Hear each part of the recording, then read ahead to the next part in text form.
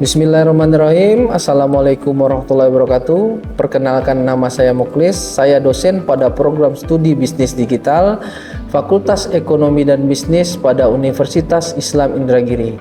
Video ini saya buat terkait untuk PDD UKT-PT bidang pengajaran Serdos Smart tahun 2025. Pada video ini saya akan membahas RPS mata kuliah saya, yaitu Manajemen Pemasaran, di mana mata kuliah ini ada pada program studi bisnis digital semester 2 yang terdiri dari 3 SKS. Secara singkat, mata kuliah manajemen pemasaran membahas konsep-konsep dasar dan prinsip-prinsip pemasaran yang diperlukan untuk memahami dan mengelola fungsi pemasaran dalam sebuah organisasi bisnis. Cakupan materi meliputi lingkungan pemasaran, perilaku konsumen, strategi segmentasi, targeting dan positioning, serta implementasi bauran pemasaran tersebut. Keterampilan khususnya yaitu: pertama, menguasai dan mengaplikasikan bidang ilmu manajemen pemasaran. Yang kedua, menguasai prinsip manajemen pada bidang ilmu pemasaran. Yang ketiga, mampu menganalisis data dan informasi berdasarkan prinsip-prinsip pemasaran untuk mendukung pengambilan keputusan manajerial. Yang keempat, mampu merancang strategi pemasaran yang efektif untuk meningkatkan kinerja bisnis. Yang kelima, mampu mengkomunikasikan gagasan, hasil analisis, dan rekomendasi pemasaran secara efektif kepada pemangku kepentingan. Capaian pembelajaran pada mata kuliah ini: yang pertama, mahasiswa mampu memahami konsep dasar pemasaran dan fungsi-fungsi manajemen pemasaran. Yang kedua, mahasiswa mampu menganalisis lingkungan pemasaran dan perilaku konsumen serta menyusun rencana dan strategi pemasaran. Yang ketiga, mahasiswa mampu merancang strategi pemasaran yang efektif untuk meningkatkan kinerja bisnis. Yang keempat, mahasiswa mampu mengimplementasikan strategi bauran pemasaran. Yang kelima, mahasiswa mampu melakukan evaluasi dan pengendalian terhadap strategi pemasaran yang telah dijalankan. Pada mata kuliah ini terdapat 16 kali pertemuan, di mana pertemuan pertama adalah membahas kontrak perkuliahan dan pengenalan mata kuliah manajemen pemasaran, di mana akan memahami gambaran secara keseluruhan tentang konsep pemasaran, perubahan bisnis, dan pemasaran serta kepuasan pelanggan. Yang kedua, akan membahas menguraikan pengertian dari pemasaran tersebut, kemudian menguraikan tugas dan konsep pemasaran, dan mendiskusikan konsep pemasaran serta kepuasan konsumen. Yang ketiga, rencana dan strategi pemasaran yang meliputi mempelajari perencanaan strategis pada tingkat organisasi, tingkat korporat, divisi, dan tingkat unit bisnis. Kemudian mempelajari pemasaran dan perencanaan pemasaran. Pada pertemuan keempat akan membahas informasi dan mencari peluang di lingkungan pemasaran dengan mempelajari SIP. Kemudian pada pertemuan kelima kita akan mempelajari kebutuhan dan tren di lingkungan makro dan mikro dalam peramalan dan pengukuran permintaan. Pada pertemuan keenam kita akan mempelajari kasus pada pasar konsumen dan pasar bisnis. Pada pertemuan ketujuh akan dibahas terkait dengan perilaku konsumen dan proses keputusan pembelian. Pada pertemuan ke-8 akan diadakan ujian atau evaluasi tengah semester, yang mana akan dibahas materi pertemuan dari pertemuan pertama sampai dengan pertemuan ke-7. Pada pertemuan ke-9 akan membahas tentang konsep persaingan dan menganalisis strategi bersaing perusahaan, yang meliputi dengan membahas pengertian konsep persaingan itu tersebut, kemudian mempelajari strategi bersaing dan orientasi pelanggan dan pesaing. Kemudian pada pertemuan ke-10 akan membahas tentang segmentasi pasar, target pasar, positioning, yang meliputi mempelajari konsep segmentasi pasar konsumen, pasar bisnis, strategi penetapan posisi, dan alat diferensiasi.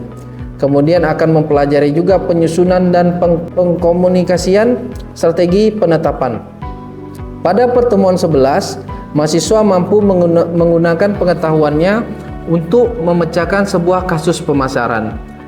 Yang ke-12 akan mempelajari terkait dengan bauran produk dan PLC meliputi mempelajari konsep segmentasi pasar konsumen dan pasar bisnis, strategi penetapan posisi dan alat diferensiasi. Kemudian mempelajari penyusunan dan pengkomunikasian strategi penetapan posisi. Pada pertemuan ke-13, kita akan membahas konsep penetapan harga produk, meliputi mempelajari konsep strategi dan program penetapan harga, serta mempelajari juga bagaimana perubahan harga. Pada pertemuan ke-14 akan dibahas terkait dengan organisasi pemasaran, kemudian penerapan pemasaran dan evaluasi, pengendalian pasar yang meliputi dengan mempelajari konsep organisasi dan penerapan pemasaran serta mengevaluasi dan mengendalikannya. Kemudian pada pertemuan ke-15 akan diadakan kuis bagi mahasiswa dengan berbagai contoh studi kasus. Kemudian pada pertemuan ke-16 akan ada evaluasi akhir semester dengan membahas materi pertemuan dari pertemuan ke-9 sampai ke-15. Persentasi penilaian yang digunakan yaitu kehadiran sebanyak 10%, kemudian attitude sebanyak 10%, tugas 10%, keaktifan 10%, kuis 10%, UTS 20%, dan UAS 30%. Selain melakukan pembelajaran di kelas, saya juga memiliki program off-campus learning yang dilaksanakan pada lokasi kafe favorit Gen Z di Indragiri Hilir. Ini dilakukan untuk menumbuhkan minat belajar mahasiswa. Selain itu juga akan dilihat bagaimana pengajaran yang saya lakukan selalu menerapkan delivery, interaction, dan assessment dalam setiap pertemuannya. Assalamualaikum warahmatullahi wabarakatuh.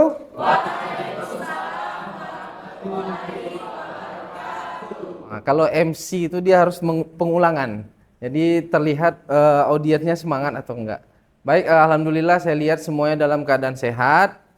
Hari ini insya Allah kita akan memulai materi ke-7 kita terkait dengan perilaku konsumen dan keputusan pembelian. Tapi sebelum itu, mari kita berdoa dulu sejenak. Semoga apa yang kita akan pelajari hari ini membawa berkah bagi kita semua. Dipersilakan berdoa. Baik, berdoa selesai. Sebelum kita mulai lagi, silahkan membuka smartphone-nya dan mengisi absensi di Save 5 di link-nya. Sepertinya sudah semua ya. Oke. Baik, kita yang hari ini akan kita bahas terkait dengan perilaku konsumen dan proses keputusan pembelian. Jadi judul kita ini erat kaitannya dengan marketing. Bagaimana kalau secara bahasa Inggrisnya sering kita dengar namanya consumer behavior. Nah, ini namanya perilaku konsumen. Ya, ada yang tahu nggak apa itu perilaku konsumen? Perilaku. Angkat tangan silakan. Sikap ya. Ya, betul, ada sikapnya, bagaimana sikap seseorang konsumen dalam mungkin menyikapi atau memilih sebuah produk. Yang lain? Olvi? Apa? Tingkah laku boleh. Ya, tingkah laku ya. Kamu? Tindakan dan proses, Pak. Tindakan dan proses. Wah, ini lebih detail nih. Kayaknya dia udah banyak referensi buku nih. Baik, kita bahas di sini. Tapi di sini kalau menurut Seifman dia itu proses dan aktivitas ketika seorang berhubungan dengan pencarian. Bagaimana ketika seseorang itu berhubungan dengan pencarian, mereka mencari sebuah produk atau jasa dan mereka akan memutuskan membeli atau tidaknya. Baik, kita lanjutkan. Ini yang sangat penting dalam proses keputusan pembelian. Ada 5. Ada 5 proses. Yang pertama, pengenalan kebutuhan. Yang kedua adalah pencarian informasi. Kita mencari informasi terkait produk tersebut. Kemudian yang ketiga ada yang namanya evaluasi alternatif. Muncul alternatif dari pilihan kita. Yang keempat adalah keputusan pembeliannya. Nah, di atas keputusan pembelian adalah perilaku pasca pembelian. Setelah kalian membeli, muncul tuh, kalian puas atau tidak? Kalau puas, ada tindakan selanjutnya. Mungkin kalian akan merekomendasikan. Atau kalian mungkin lebih loyal terhadap produk tersebut. Contohnya mungkin kalian memakai sekarang pasta gigi yang Pepsodent aja. Kalau mau minum, mau minumnya yang mineral aja. Kenapa mau mineral, Pak? Nah, nanti ada kaitannya di sini. Misalnya si Olpi.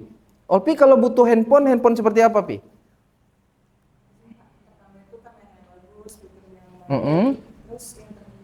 Wah, Olfi mau yang tertinggi. Tapi belum selesai ya. Olfi baru bicara itu. Nanti bicara yang lain-lainnya. Kalau misalnya, kalau kamu? Kalau menurut saya pilih dulu suatu handphone, baru dibandingkan sama handphone lain, Pak. Dia Yang paling bagus. dia apa? Membandingkan. Jadi di tahap pengenalan kebutuhan, kita mulai mengenali apa yang kita butuhkan. Kemudian, Olfi setelah mengenali kebutuhannya, Olfi cari informasi nggak? Atau langsung ke counter gitu kan? Cari informasi dulu lah. Jangan-jangan budgetnya nggak cukup gitu, ya kan? Terus ada lagi nggak pilihannya? Ada. Misalnya, setelah dia mengenali kebutuhannya, dia cari informasi. Masalah metode pembayaran misalnya. Oh, bisa cash nggak? Oh, bisa kredit nggak? Atau bisa apa lagi? Bisa pola yang lain nggak misalnya? Bayar mundur atau segala macam nggak? Tentu kita pencarian informasi ya. Informasi itu ada dari sumber pribadi. Nanya dulu nih ke keluarga. Misalnya nanya dari Ulfi nanya ke sepupunya. Sepupunya misalnya namanya Tina. Tina, kamu menggunakan handphone apa gitu. Tina merekomendasikan misalnya Tina menggunakan iPhone 16 katanya. iPhone 6. Nah, ada faktor juga yang mempengaruhi perilaku konsumen. Yang pertama itu sumber pribadi. Yang kedua adalah sumber komersil ya. Yang ketiga ada sumber publik ya. Yang mana yang sumber pribadi itu dari teman, keluarga, tetangga, itu yang mempengaruhi kita. Kemudian komersil itu iklan, wiraniaga, kemudian dari sumber publiknya itu adalah media massa, internet dan sebagainya. Nah, kita bahas faktor pribadi. Kalau pribadi itu kita bicara ya tentang bagaimana situasi ekonomi kita. Apakah kita orang yang dengan penghasilan UMR atau penghasilan kita di atas UMR atau penghasilan kita unlimited gitu kan? Wah, ya enggak? Amin, saya doakan semuanya sini unlimited. Tapi saya takut nih ketika kalian unlimited kalian lupa sama saya. Nah, karena kalian udah megang iPhone kalian nggak nengok saya lagi kan? Oke. Kemudian gaya hidup. Gaya hidup kita seperti apa gitu? Wah, ada yang gaya hidupnya biarlah rumah petak tapi punya mobil. Di Pekanbaru banyak gitu di kota-kota besar. Udah nggak milih mau beli rumah lagi. Yang penting nyewa, ya ada mobil. Karena mobil juga mungkin sebuah lifestyle atau kebutuhan gitu. Yang kedua umur dan siklus produk. Nah, kita bahas dulu situasi ekonomi. Kalau kamu seorang manajer dengan penghasilan di atas ya anggaplah 50 juta sebulan, kamu beli motor atau mobil? Ada yang motor? Nah, kenapa beli motor? Kamu manajer loh. Kenapa beli mobil? Kalau saya beli mobil, karena saya manajer. Kenapa? Karena itu meningkatkan trust orang ke saya. Kalau kamu mau lobby orang, kamu naik motor buntut, cek gitu kan? Ini iya juga kan nih kata dia. Naik motor dia kata dia kan. Dia mau lobby ekspor kelapa sama aku kata. Dari awal saja kesannya tidak meyakinkan. Ya, tapi kalau kita seorang karyawan biasa, penghasilan kita di bawah UMR lagi. Ya kita beli sesuai kebutuhan itu namanya situasi ekonomi. Jangan kamu karyawan biasa gaji UMR mau beli ini Ferrari lagi. Aduh. Gimana, Bi? UMR mau beli Ferrari? Bisa. Nah, bisa saja mungkin kalau situasi ekonominya sudah bagus. Nah, kemudian yang kedua gaya hidup. Beda anak nongkrong warung fake dengan base cafe beda nggak? Beda. Apa bedanya, Pi? Kalau di warung fake, Pi? Nah, Kalau BSKP? Bapak. Ya, kalau di warung fake saya lihat lifestyle-nya beda lagi tuh.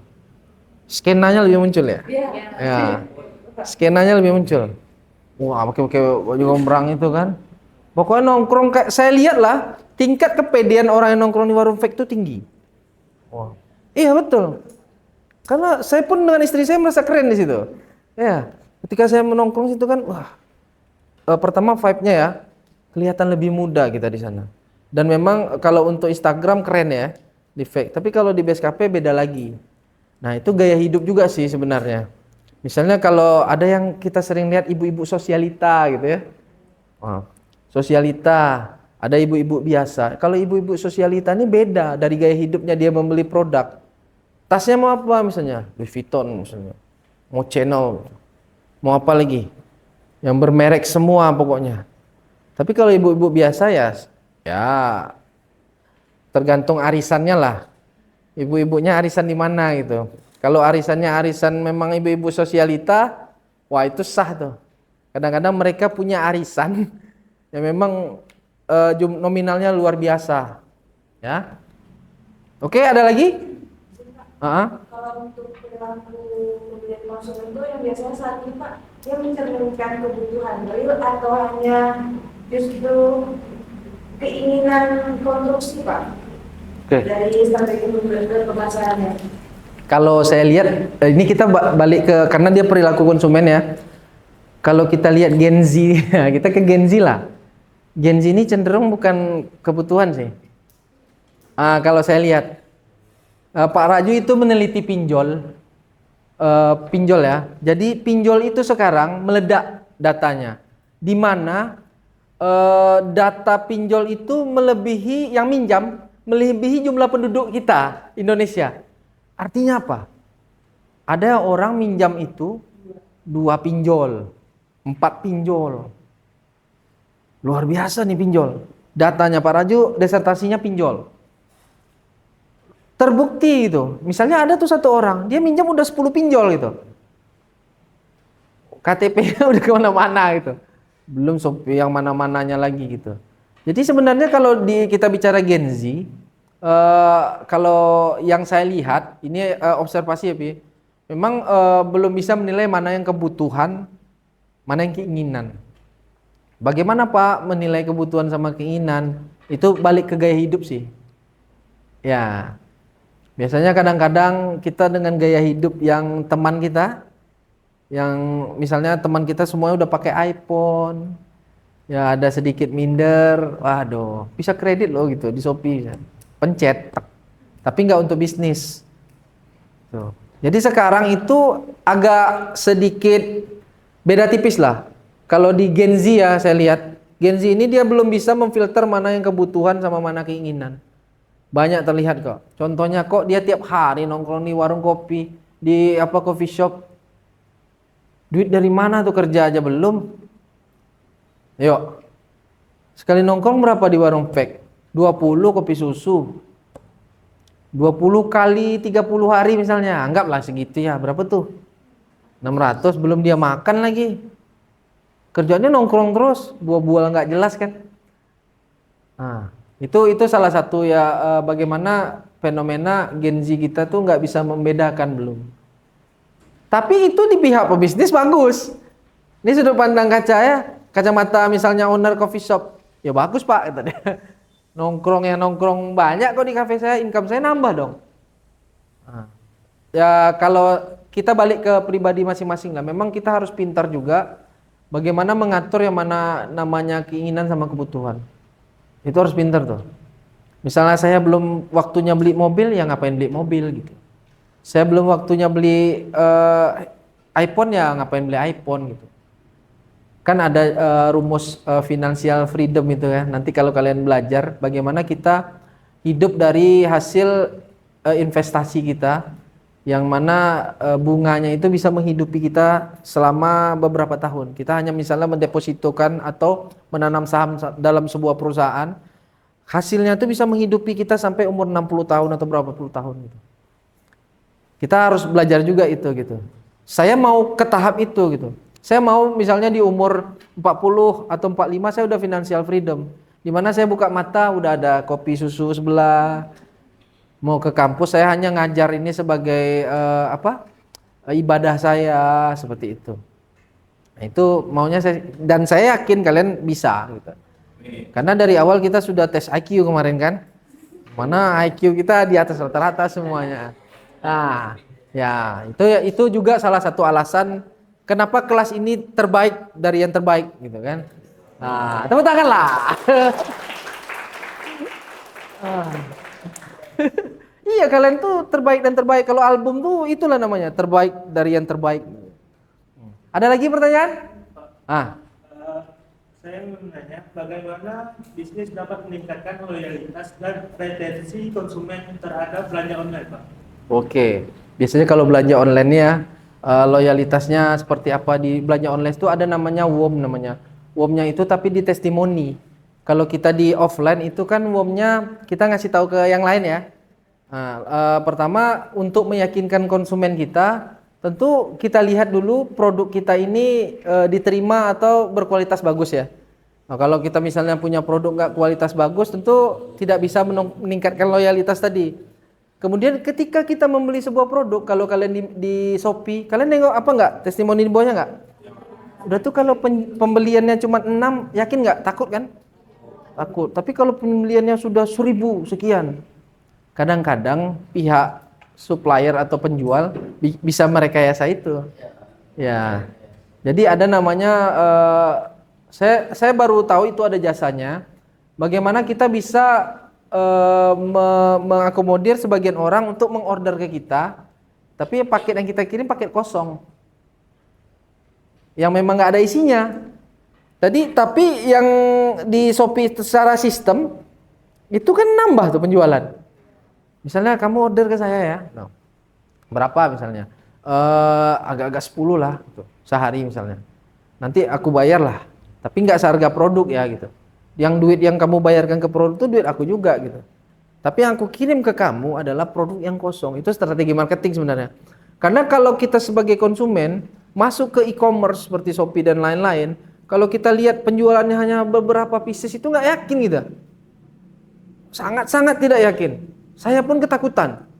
Paling tidak saya 50 ke atas sudah yakin. Oh ada. Kemudian testimoninya di bawah. Keren, nyaman, bagus, mantap. Hanya kata-kata pun saya nggak yakin.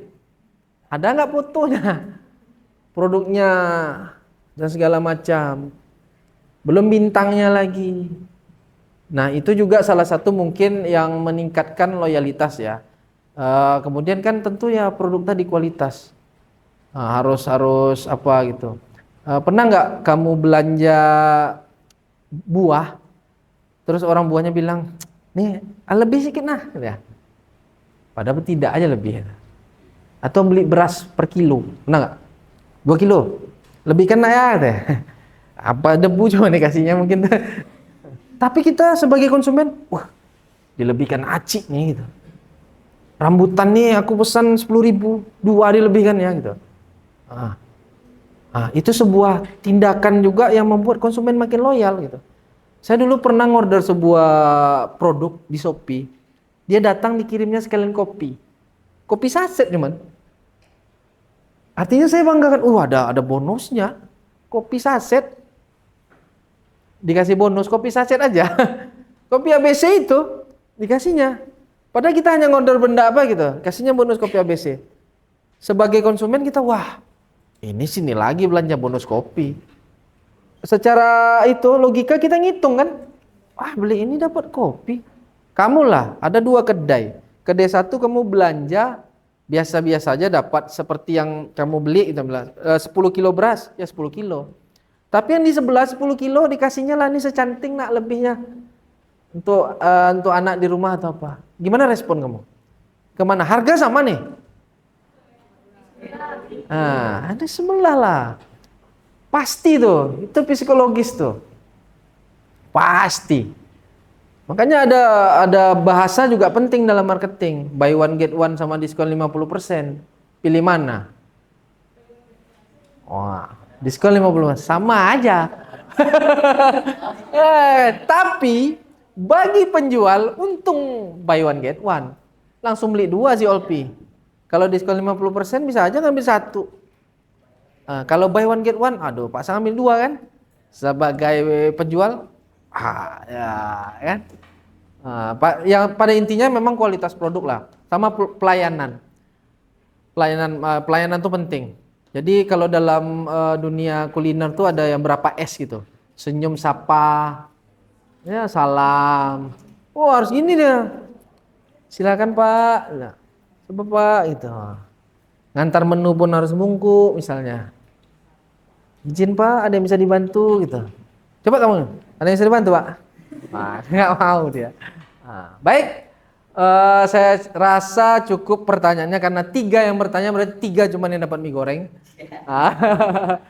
Saya akan silakan ke kantin KOT, tapi yang lain dapat tepoci ya. Bilang KOT gabungkan ke bon saya, ya. Hari ini dibayar Pak Ukis pote lah. Silakan yang 3 ini boleh mie goreng, ya. Senyum langsung. Beda senyumnya. Kalau Indomie ini beda senyumnya, ya Bi ya. Opi semangat lepas pagi gitu deh kan. Kalau anak kos gitu. Baik, terima kasih atas apresiasinya. Saya harap apa yang saya sampaikan ini membawa berkah dan ilmu buat kalian semua. Sebelum saya akhiri, tidak lupa saya mendoakan kita semua lancar rezekinya. Saya mendoakan kalian semua tamat tepat waktu. Saya mendoakan kalian sukses dunia akhirat. Dan jangan lupa bertanggung jawab dengan apa keputusan yang kalian ambil. Kalau kalian pilih kuliah, kuliahlah sampai tamat. Ya, jangan sampai nanti kuliah pertengahan jalan sudah out. Saya akhiri dengan wabillahi taufik wal hidayah. Wassalamualaikum warahmatullahi wabarakatuh. Tepuk tangan buat kita semua.